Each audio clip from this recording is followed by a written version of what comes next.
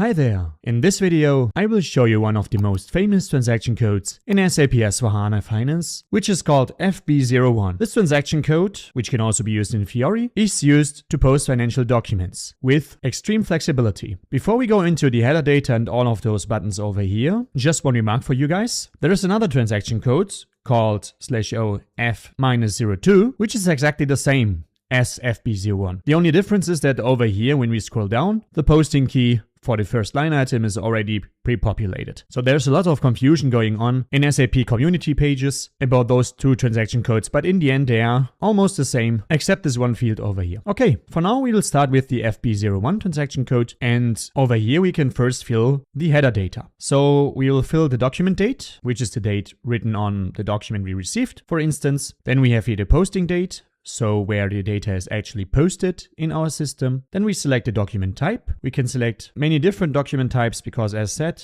this transaction is quite flexible. As you can see, the period was derived automatically by the posting date. However, we could change it in case we have a special period. Then we have over here the document number, but we will normally leave it free as it is determined by the document type over here. We can insert a reference, which is a free text field. The same also counts for the document header text. And then we could insert here even a trading partner business area. So the trading partner business area, together with the normal business area, they have a kind of sender-receiver relationship, which would enable the elimination of intercompany sales at business area level. However, the business area is quite outdated in SAP S/4HANA. You would rather use segments and also profit centers. Then we have here the translation date to determine the date for our currency translation if applicable.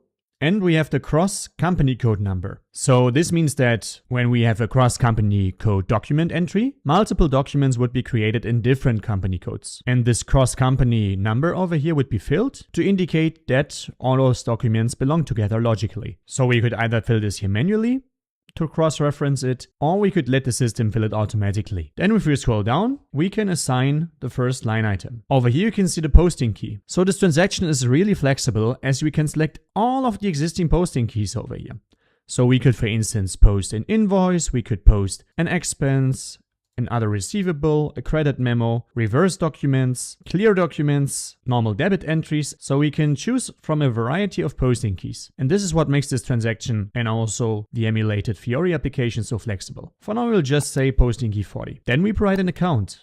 And please be aware that this account field here is context sensitive. So whatever we inserted over here as a posting key will influence what we can select over here. So let me give you an example. If I open this help over here, then you can see we can now search here for GL accounts. Let me close this for a second. If we choose another posting key over here, let's inspect the search help, and we'll take, for instance, here credit memo. Then if we choose the account symbol again, you can see that this time the value help here changed, and we can now choose a customer. So meaning that in the end, whatever we can choose over here depends on our posting key. For now, we will say 40 and just post to a bank account. Like that. We could insert a special general ledger indicator if applicable. And as you know, this special general ledger indicator is used if we want to display the transaction in a different row on our balance sheet, in case it's a customer or vendor transaction, for instance. Then we have here the transaction type. So this transaction type, let's actually go into search help here, is mostly used, as you can see here, for asset accounting, but not exclusively. So we can use it to classify a transaction, so to say. For now, we'll leave it as is.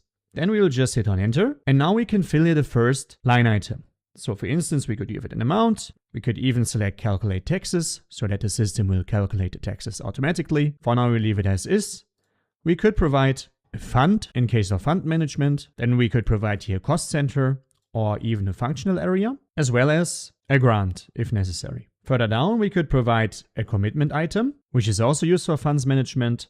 Then over here, we have the period of performance dates. So this represents the date range in which our product or service was provided, as agreed upon with the business partner in our contractual agreements. So this can be used to check the eligibility of payments to the business partner. Then we have here the value date, which is also quite important. And as you can see, it's even mandatory, but this is just because we provided a bank account. So in bank accounting, the value date is the date on which a payment is considered effective for bank and cash management purposes. We could provide here an assignment, which is a free text field, and is used as additional information in our line item. So later on, when we post a line item, The programs could display the line items sorting according to the context of this field. So we can either assign it here automatically, or it could also be assigned from a master record, so a customer or vendor. For now, we will leave it as is. We could provide here additional text information and also via this button even provide more text if necessary. You might have seen that there is also this indicator more over here, where we have a block of our account assignments that we could fill. Let's close this for now. Then we can provide the next line item. Again, we choose here the posting key and then the account that we want to post to. So we will just take a petty cash account for now. We could provide a special GL indicator and also transaction type again. And also we can make this a cross-company code transaction by providing a deviating company code if necessary. For now, we'll leave it as is. Hit on enter and fill the second line item details. So at least currency, we could provide again here different account assignments. There are even more options, as you can see here, earmarked funds, as well as purchasing documents that could be referenced. The assignment and text is the same as you've seen before. And in this way, we could go on and fill here lots of different line items. Once we are ready, we can click over here on this button to display the overview. Before we do so, please be aware of those buttons here so we could navigate through the different line items as such.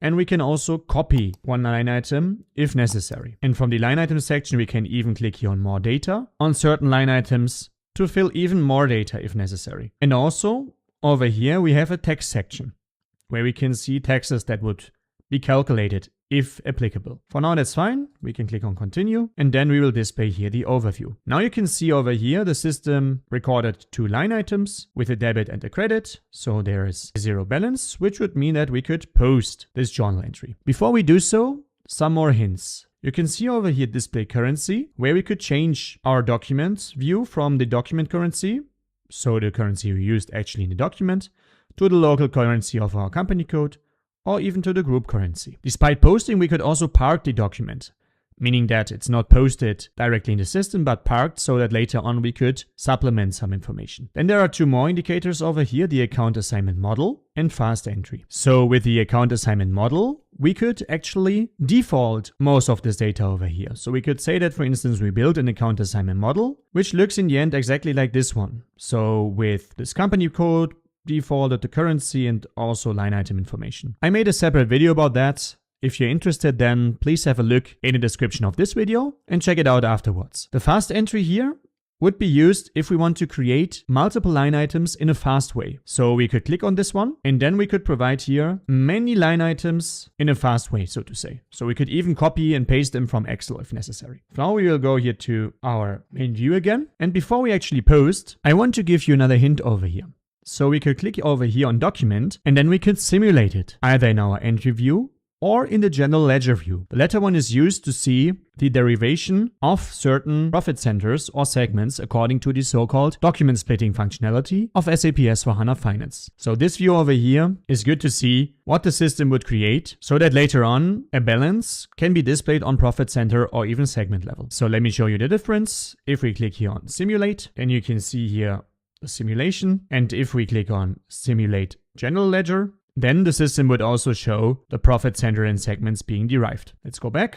Also, we could save this posting here as completed, park or hold it to edit it later. On the edit function over here, we could delete a line item. This is also quite handy and quite important. Therefore, we would first navigate into the line item and then delete it. We can even see here via extras the document text if necessary. And on the settings section, we have different options. So we could say here line layout to say what kind of layout should be displayed over here for the line items. We have some editing options where we can set certain defaults for our user for the document entry and also change it then in the user master so that next time we access this transaction code, for instance, some fields are filled automatically. And also we can click here on control totals to get some information about the posted amounts. Yeah, and that's basically it.